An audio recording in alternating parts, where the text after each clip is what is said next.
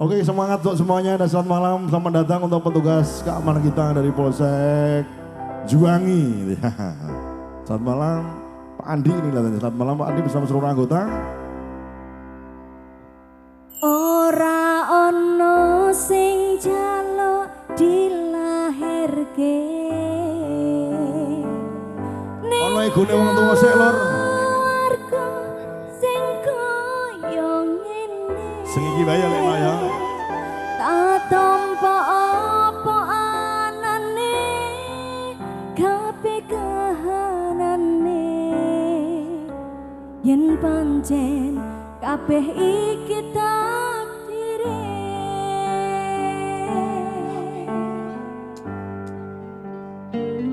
Kudu iso kuat palungane. Markara disangga wong tuane. Kudu iso ngatak dhewe ra ono cekelane. Ngene men anak sing rusak Oke, Leno goyang sama ini aja. Ego nih wong tua bersama Terios Musik Los musiknya. yen pancen kudu pisahan. Terus Aja nganti anak dadi korban. Wes Gusti memberi yang terbaik untuk kamu Yan. Semoga ada hikmahnya.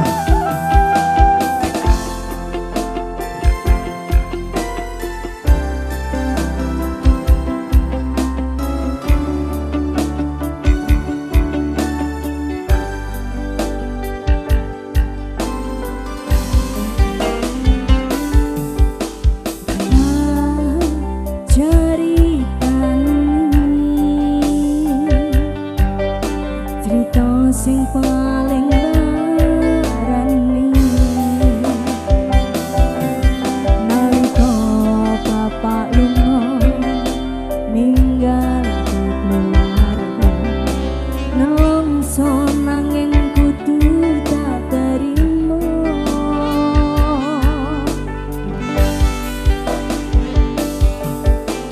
sing gawe tambah wong tuwa ana kaya ora ana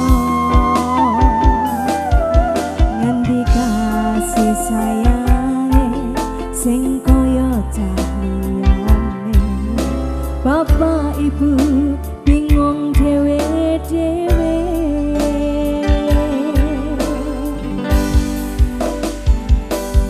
yen pancen kudu pisahan ojo nganti anak dadi korban berjuang ning dalan dhewean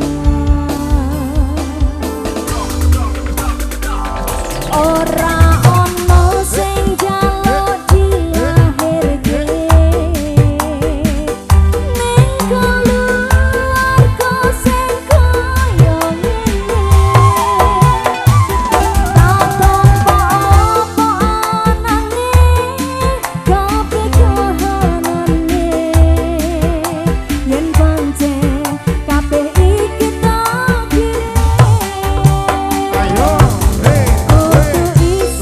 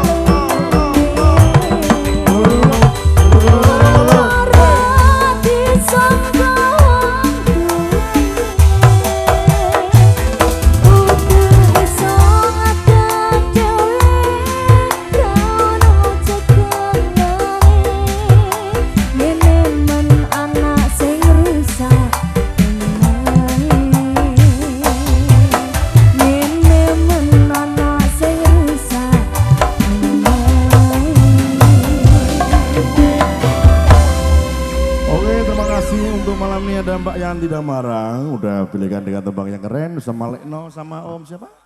Om siapa? Mas Yono.